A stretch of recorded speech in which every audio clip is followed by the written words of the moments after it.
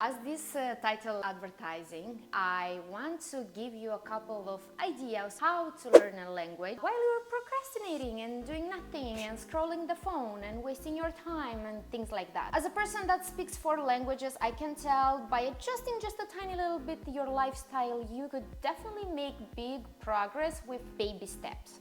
So let's get going. So, big disclaimer, none of these tips will work for you if you won't take 3 months of your life to learn and master the basic grammar for this new foreign language that you are trying to study, okay?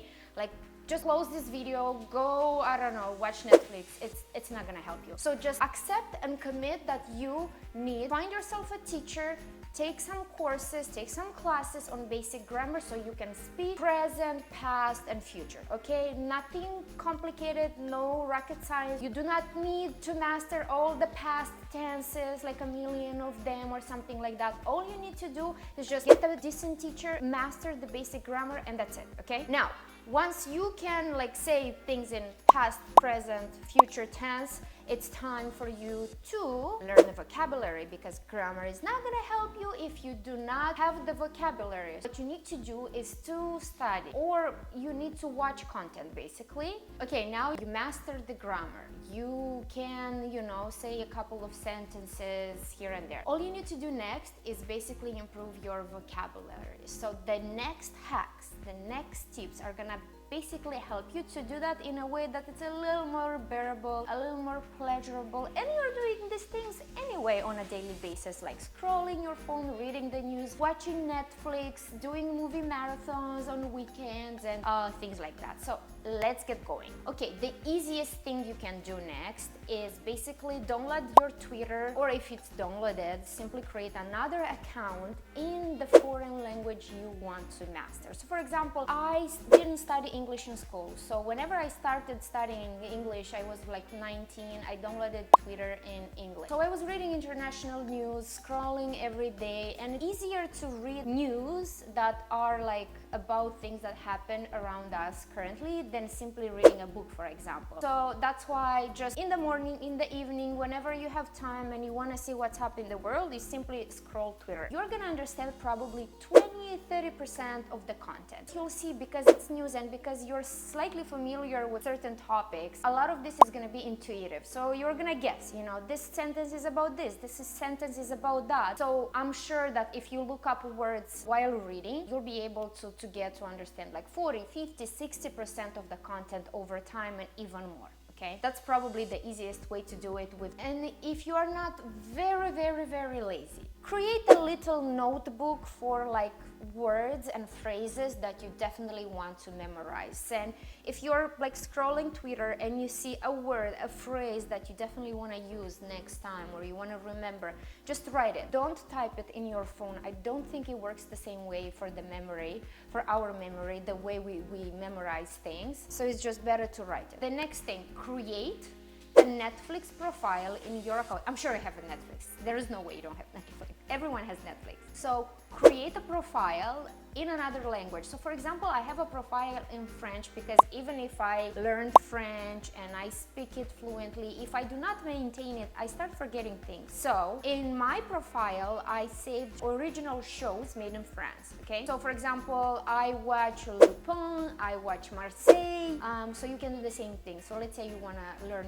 Spanish, just create a Spanish account in Netflix, in your net profile. Just create a separate one that has nothing to do with your main one, okay? And then really, really important, you won't be able to watch it on the TV, on a big screen, because if, again, you're not too lazy, then watch it on your computer, and from time to time, you will have to stop at certain points and take some notes if you want it or not. Main thing here, I recommend watching these movies with the CC, because the CC in the original language, not CC in English, not subtitles in English, CC, subtitles in the foreign language. You will hear the word and you will see the word, so your brain is gonna assimilate both the way it sounds and the way you write it, okay? So you're gonna learn both. And that's why I'm saying watch the movie, the TV show on your computer so you can pause from time to time. The way I was doing it, I was, especially at the beginning, I was rewatching movies and TV shows that I previously watched. This way I know what's gonna happen and I'm not that distracted and annoyed that I do not understand. So like I would get the pleasure of watching a movie, but at the same time, like I'm not annoyed that I do not understand probably like 40-50% of the time.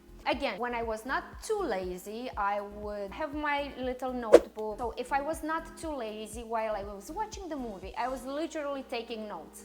Not too many, here and there, like not like overwhelmingly, so I do not enjoy the process. The main thing here is to enjoy the process, because if you don't, you are not gonna keep going this way. So keep that in mind. So if you watch YouTube, just find those foreign YouTubers that speak the language you wanna master and watch their content. You can select, topics and YouTube channels that are in line with your interests, hobbies, whatever you like to watch on YouTube. I like to watch interviews, I like to watch discussions, things on certain topics. I do not watch the pranks, the things like that. So for example, I watch this guy Cyprien on YouTube because he's French and I like the topics he's talking about. I'm interested in the same thing. So whenever I cook, I just put him, I watch it on the iPad, always with the CC, always, no matter what.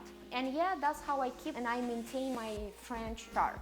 Also, I watch, by the way, Vogue France en français, bien sûr, because I'm interested in fashion and I want to learn about trends and what this celebrity is saying, what that celebrity is saying, but like I will watch it again in French. You get the idea. You need to hear the language as much as possible and you need to read it as much as possible so you get familiar with the new language, right? So you consume content anyway. It's either news, it's either social media, it's either movies and TV shows. Just try to do that in another language. That's it. Simple as that. Take baby steps. Do not overcomplicate the process because there's no point, especially at the beginning. You're gonna be frustrated just a tiny little bit anyway. Oh, you're doing that in the evening, get yourself a glass of wine or a glass of champagne. Just like make your brain believe that this is a process that you're gonna enjoy. This is not studying. This is not, getting nerdy and not like dedicating hours per day for this process, okay? So let's assume that you spent,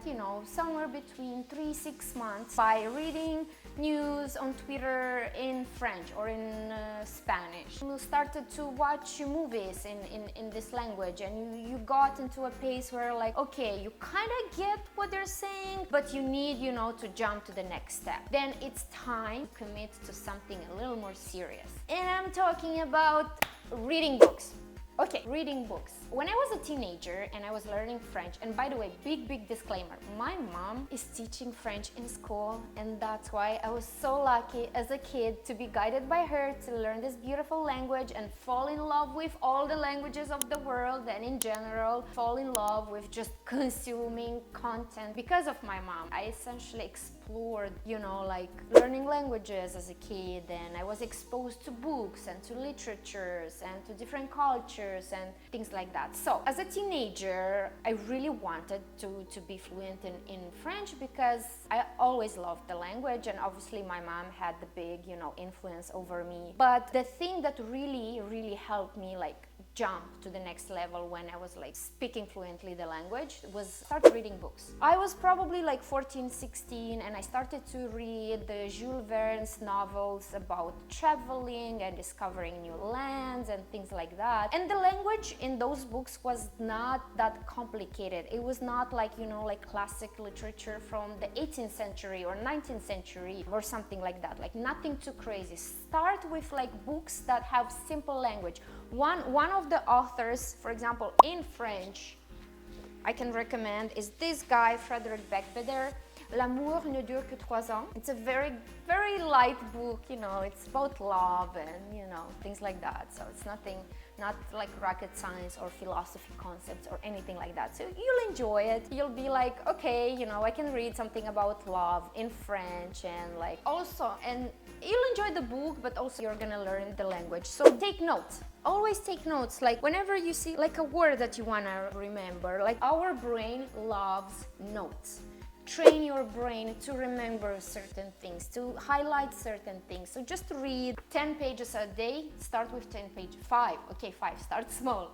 Really, really small. 5 pages a day. Can you do it? You can do it, right? You can. So chill, highlight the words that you want to remember, and that's about it.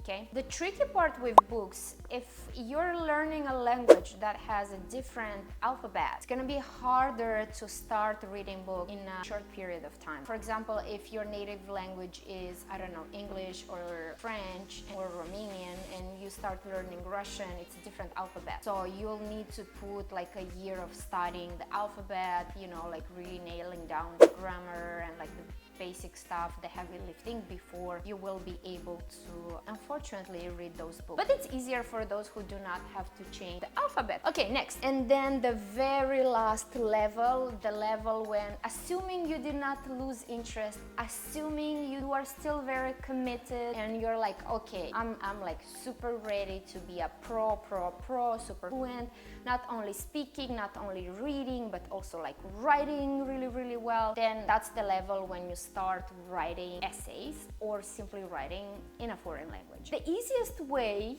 is probably like journaling on a daily basis. Like just journal about your day, use whatever words you can use Google Translate. Even if your sentences are not complete, you are forcing your brain to think in that language, and you will write. As a kid, I was writing my essays in French, and I would have my mom go over it. Anyway, long story short, I was writing an essay per day. That was my goal. For like a couple of years in a row, I was just like writing an essay per day. And my mom would literally verify the grammar if I like wrote everything correctly and everything was read. I'm gonna try to find like I saved them, some old notebooks of mine with these essays. Everything was read, nothing was correct. And I was so mad. I was like, Mom, when will I be able to see like no red highlights in my notebook? Okay, so main idea here, you do not have to take this writing seriously. You are not competing for a Pulitzer Prize. Doesn't matter what you're writing about. You can review a product, you can journal about your feelings, about your day, or you can, I don't know, like whatever you want. Start with writing 1 page a day. Simply 1 page a day. That's more than enough, okay? Don't take yourself too seriously.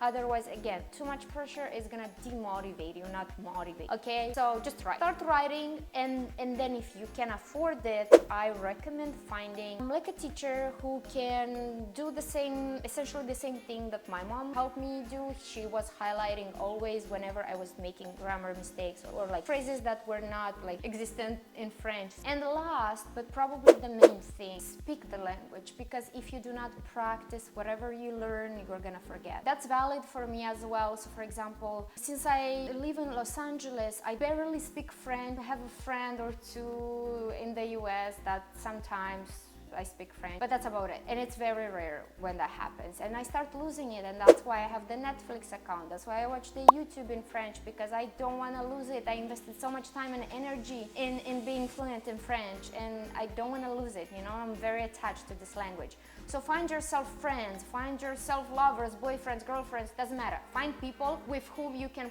speak the language. If you are not gonna do this, you're never gonna be fluent, period, okay? Do that, please. I hope there's by the way, I hope there's a dating app out there that has this kind of feature, like find your date based on the language you wanna learn. If there's no app like that, I'm gonna create one and launch it and be, I should document this idea. Never thought about this before. Okie dokie, guys. So main thing here, please have fun. Try to incorporate these tricks as part of your lifestyle. If you are a little more advanced, then read books, write. If you're like super new, just start with Twitter, simple Twitter, and just take some lessons, because you truly do need the grammar first before you start accumulating the words in your baggage of words, you know, and improving your vocabulary. So yeah, don't overcomplicate things, start small, and then hopefully you can make progress. I hope you like this. Till next time.